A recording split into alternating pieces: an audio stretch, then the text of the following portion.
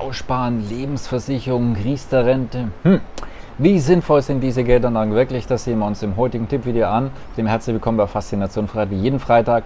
Heute geht es um dein Geld. Wenn du einen dieser Verträge hast oder darüber nachdenkst, sie abzuschließen, dann schau dir bitte unbedingt dieses Video an.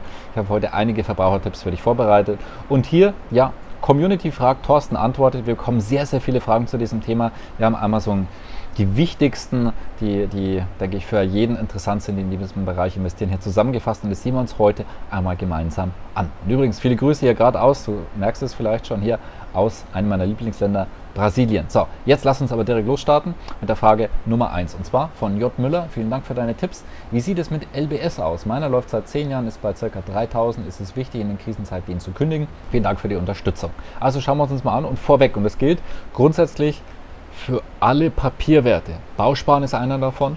Lebensversicherung, also die Kapitallebensversicherung ist einer davon. Bankguthaben ebenfalls. Bei Riester muss man dann schauen, wo es genau investiert wird. Sehen wir uns dann auch noch separat an. So, und wenn da draußen, wir haben einfach, sagen wir, so viel Guthaben insgesamt weltweit in Euro als Beispiel, in diesen Bereichen. Und wir haben halt eine Geldmenge, die immer mehr steigt und mehr steigt und mehr steigt und mehr Schulden werden gedruckt. Es geht exponentiell nach oben seitens der EZB die Geldmenge. Das heißt, in Relation bleibt das zwar hier gleich, wird aber immer weniger. Und auch gerade für den Hungerzins ist kein wirklicher Ausgleich. Und das ist das Problem. Und deswegen, das musst du immer selber entscheiden. Das ist keine Geld-, Finanz- und Anlageberatung. Mache ich grundsätzlich gar nicht. Sondern meine Zielsetzung und meine Passion ist, dass du weißt, was du tust. Du bist selbst dein bester Berater, du bist selbst deine beste Beraterin. Und ich kann dir aber sagen, was ich tun würde an dieser Stelle, wenn ich einen Bausparvertrag hätte. Na, du merkst, das ist so konjunktiv, also vermutlich habe ich keinen und ja, ich habe keinen. Und wenn ich einen hätte, dann würde ich ihn kündigen, würde ich ihn richtig gut investieren. In unserer Community, unsere Programme kennst du solche Möglichkeiten sehr, sehr gut. Oder beispielsweise investieren kannst auch in Möglichkeiten, wo wir meist noch nie davon gehört haben, zumindest nicht, dass man da investieren kann. Und zwar beispielsweise in Whisky, was die letzten Jahre zweistellige Renditen gebracht hat. Man kann investieren in Kunst, man kann investieren in Diamanten, man kann investieren in Uhren, man kann investieren auch in Aktien natürlich, in Immobilien. Man kann investieren in Holz und Landwirtschaft allgemein. Es gibt so viele Möglichkeiten, was man tun kann. Rohstoffe auch. Ja? Aber wenn man sich ja nie damit beschäftigt, weiß man und kennt diese natürlich auch nicht. Wenn du Teil unserer Community bist, vielleicht kennst du das schon seit vielen, vielen Jahren. Das ist der Unterschied. Ja? Und dann hast du auch tolle Renditen die letzten Jahre gemacht, weil einfach viel Geld gedruckt wird. Und das führt zu einer Vermögenspreisinflation. Das heißt, diese gehen nach oben, genauso wie Kryptowährungen, die wir ja auch empfohlen haben. Da haben viele Menschen in unserer Community traumhafte Renditen erzählt. Genau aus diesem Prinzip. Diese Vermögenspreisinflation führt dazu, dass auch diese nach oben geht und in Relation verlieren Bausparguthaben, Lebensversicherungsguthaben etc. immer mehr an Boden und letztendlich verlierst du damit Geld. Das ist der Unterschied. Und deswegen, warum würdest du auch kündigen? Ganz einfach, weil ich habe keine Lust, Geld zu verlieren. Ja, also bei mir, das ist so, ich weiß nicht, wie es bei dir ist, aber ich möchte kein Geld verlieren. Ja, und deswegen würde ich so einen Vertrag gar nicht machen. Wenn ich ihn hätte, würde ich ihn kündigen. Also, dann, nächste Frage, und zwar von Jutta.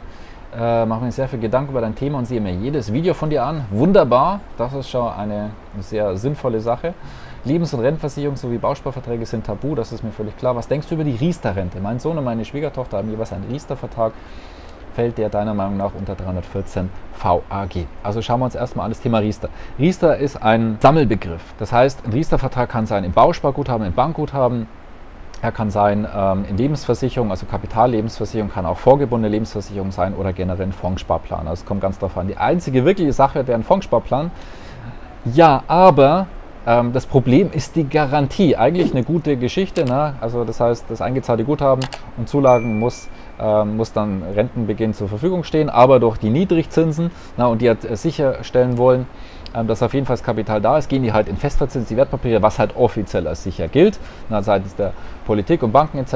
wird halt den normalen Anleger wieder Sand in die Augen gestreut und dann gesagt, ja, das ist sicher. Naja, gut, es mag auch sein, wenn du halt dann, ich sage jetzt mal, 10.000 einbezahlt hast und in 20 Jahren kriegst du die 10.000 Euro, dann war es vermeintlich sicher. Aber was du an Kaufkraft für diese 10.000 noch bekommst, das sei mal dahingestellt. Ja, also auf jeden Fall deutlich weniger, denn wir werden zukünftig mindestens Inflation haben. Ob der Euro das Ganze so überstehen wird, ja, schauen wir mal. Wir werden sehen, ne, was die Zeit genau bringt. Also von dem her, Vorsicht, das heißt auch Riester-Fondssparpläne sind hauptsächlich in festverzinsliche Wertpapiere investiert und da greift wieder, was ich vorhin gesagt habe. Hey, also ich möchte kein Geld verlieren, also ich würde keinen Riester-Vertrag abschließen im aktuellen Umfeld. Vor naja, jetzt auch noch vielleicht vor 5, eher noch vor 7 oder vor 10 Jahren war das noch viel interessanter. Heute muss man sagen, naja, es hat sich einfach auch mit dieser Garantie eigentlich sogar ins Gegenteil ja, gedreht, dass es eben überhaupt nicht mehr sinnvoll ist in der Regel. Und da muss man halt abwägen, wenn man schon viel gemacht hat. Also wenn man einen Riester-Vertrag kündigt, muss man die Zulagen zurückzahlen und auch die Steuervorteile, muss man dann überlegen, ob man das in Kauf nehmen möchte. Nicht selten ist es wahrscheinlich so, lieber ein Ende mit Schrecken als ein Schrecken ohne Ende, muss man aber selber abwägen. Also ich persönlich würde es dann lieber sinnvoll investieren, weil es wird auch zukünftig sehr, sehr viele Möglichkeiten geben. Wir werden zukünftig auch diese Vermögenspreisinflation haben, das heißt, normal Geldwerte bleiben zurück und Immobilien, Aktien und richtig gute Sachwerte, ich habe ja einiges davon aufgezählt, Edelmetalle auch, die werden richtig nach oben gehen. Das werden wir auch in der Tendenz sehr weiter sehen. Das heißt, da gibt es sehr schöne Möglichkeiten. Dann würde ich halt dann nicht versuchen, da krampfhaft festzuhalten, sondern das Geld lieber richtig in die eigenen Hände geben und das Richtige investieren. Dann der Paragraph 314 VAG, was sagt der aus? 316 übrigens in Österreich. Auszahlungsverbot, das heißt vom Gesetzgeber, und wenn die Lebensversicherung und auch vielleicht systemisch mehrere in Probleme sind, dann können die Auszahlungen verboten werden, dann kommt man nicht mehr ins Geld ran und weiß auch nicht, was danach kommen wird. Also deswegen auch möchte ich persönlich nicht, möchte die Möglichkeit haben, grundsätzlich selbst über mein Geld zu entscheiden, was ich wie, wo tue. Und Lebensversicherungen, die kochen doch auch nur mit Wasser. Das heißt, die müssen es ja auch rein rechtlich in Staatsanleihen, Unternehmensanleihen, Pfandbriefe und so weiter investieren. Und da ist man halt voll im festverzinslichen Sektor. Also das heißt an sich, Geldverluste garantiert. Das ist meine persönliche Ansicht dazu. Also wenn man Geld verbrennen will, hey, genau diese Anlagemöglichkeiten gerne nutzen. Hat man sehr, sehr gute Karten, richtig viel Geld zu verlieren. Also, dann nächste Frage von Zauberer Markus. Gilt das alles etwa auch für private Zusatzrentenversicherung? Was ist mit Wüstenrot-Bausparverträgen? Also egal, was da draufsteht, ob Wüstenrot, Wüstengelb, Wüstenblau, eine Bausparkasse macht eben das, was sie macht, und das gilt grundsätzlich für alle gleich, was ich bereits gesagt habe. Dann Zusatzrentenversicherungen. Also es wäre jetzt die Frage, Zusatz auf was? Nehmen wir mal Berufsunfähigkeitsversicherung. Wenn man so eine hat, das ist grundsätzlich eine interessante Geschichte, kann man seine Arbeitskraft absichern. Wenn man das für sinnvoll hält und das kann ja existenzgefährdend werden, dann auf jeden Fall machen. So, wenn man dann eine Zusatzrentenversicherung hat, dann ist es ein Koppelvertrag, macht überhaupt keinen Sinn, außer für den Vermittler, weil er eine doppelte Provision hat und für dich klickt es toll, hey, ich bin gegen Berufsunfähigkeit abgesichert als Beispiel und habe ja gleich noch 100.000 dann als Ablaufleistung, hey, wunderbarer Deal, aber dass du dann einfach 2 unterschiedliche Verträge hast und den anderen vielleicht dann irgendwann kündigen möchtest oder dann einfach jetzt hier feststellst, hey, eigentlich möchte ich den gar nicht haben, ja, dann kannst du das nicht, weil der gekoppelt ist. Tja, also es hat keine Vorteile, es hat nur Nachteile. Also deswegen das erstmal dazu. Dann die Zusatzrentenversicherung, schauen wir uns erstmal an, was ist eine Rentenversicherung? Es ist auch eine Form der Lebensversicherung. Es ist nur anders, dass hier dann später im Rentenalter es eine monatliche Rente gibt. Und dadurch bedingt ist es sogar noch schlechter als eine Kapitallebensversicherung, weil die kriege ich zumindest dann alles ausbezahlt. Bei einer Rentenversicherung würde ich das alles über einen sehr, sehr langen Zeitraum dann nach und nach ausbezahlt bekommen. Also in Form einer monatlichen Rente. Da kalkulieren die aber anders als beim Todesfall. Das heißt, also bei einem Todesfall gehen die davon aus, dass man relativ früh verstirbt und wenn man es dann lebenslang ausbezahlt bekommt, gehen die davon aus, du wirst sehr, sehr alt. Wir müssen ja auch vorsichtig kalkulieren. Das heißt, du musst sehr alt werden, damit sich das Ganze für dich rechnet. Doofe Geschichte. Ja. Und deswegen würde ich das nicht machen. Aber niemals eine Rentenversicherung. Das heißt, was danach passiert, Inflation, potenzielle Währungsreform, ja, hast du halt dann vielleicht viel Geld versenkt. Ja, und du kannst dann einfach nur noch zuschauen, weil wenn du diese Entscheidung einmal getroffen hast, ja, also wenn du vor dieser Frage stehst, also bitte keine Rentenversicherung monatlich verrenten lassen, sondern möglichst alles als einmal Auszahlung. Das ist auch das Problem bei Riester und Rürup, dass man voll oder Riester zumindest teilweise es verrenten lassen muss. Das ist das Problem dort. Also Rentenversicherung ist noch schlechter als Kapitallebensversicherung. Also da hat man dann auch noch für den Rest des Lebens das Inflations- und das Währungsreformrisiko. Gut, nächste Frage. Robert, hallo, wie sieht es aus mit der Standard Life Versicherung? Würde gerne Meinung dazu hören. Ja, und zwar, wir bekommen eine Zuschrift aus unserer Community und da hatte auch bei der Standard Life, die hatte es und so von der Öffentlichkeit her sehr unbemerkt, also da gab es im Prinzip keine Meldungen darüber, auch bei der Finanzmarktkrise 2009, 2010, 2011 auch erwischt. Und das heißt, da mussten dann Kunden dort auch Einbußen machen und mussten auf zukünftige Erträge verzichten.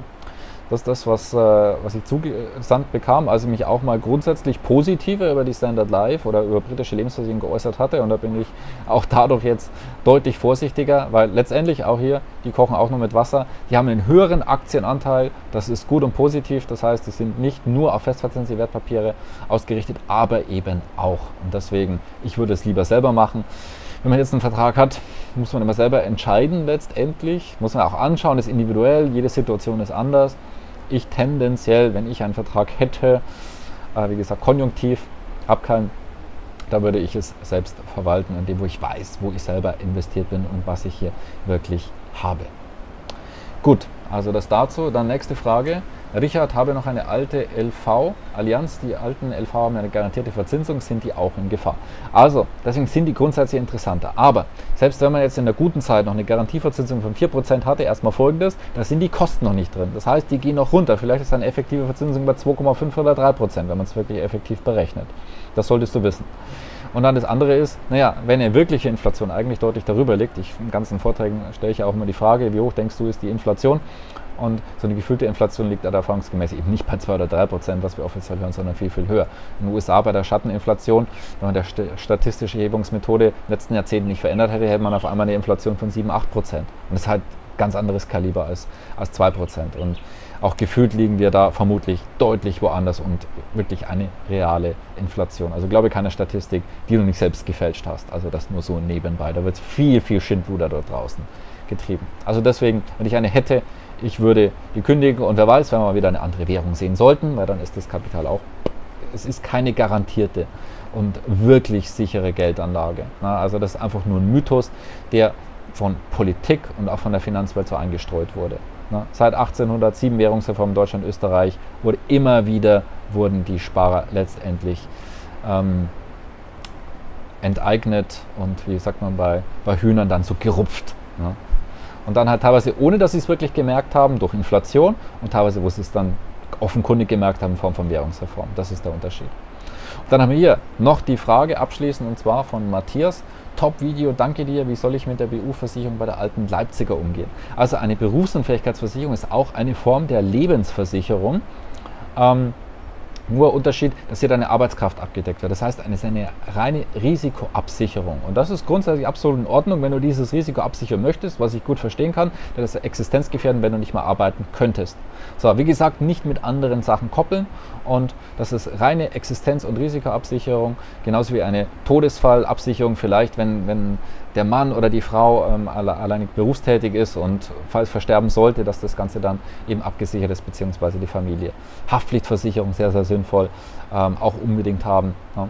Und das sind Dinge, ja, die machen Sinn. Aber bei der Kapitalanlage über eine Kapitallebensversicherung zu gehen, aus bekannten Gründen, die wir heute durchgegangen sind, macht es nicht Sinn.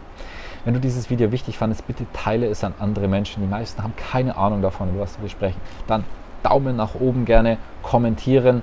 Wir werden es auch zukünftig wieder aufgreifen mit neuen Fragen. Ich hoffe, es hat dir Spaß gemacht. Und ansonsten, wir sehen uns wieder beim nächsten Tippvideo, nächsten Freitag. Abonniere unseren YouTube-Kanal und trag dich auch per E-Mail ein, damit du wirklich alles mitbekommst in unserer Community. Weil hier auf YouTube oder auf anderen Kanälen, Facebook etc., du siehst nicht alles, was wir in unserer Community machen. Wir haben sehr, sehr viele Tipps und Tricks am laufenden Band. Und ich weiß aus so vielen Feedbacks, sie werden dein Leben verändern, wenn du es zulässt. Und ich hoffe sehr, dass wir uns nächsten Freitag dann spätestens wiedersehen. Bis dahin, herzlichst dein Thorsten Wittmann.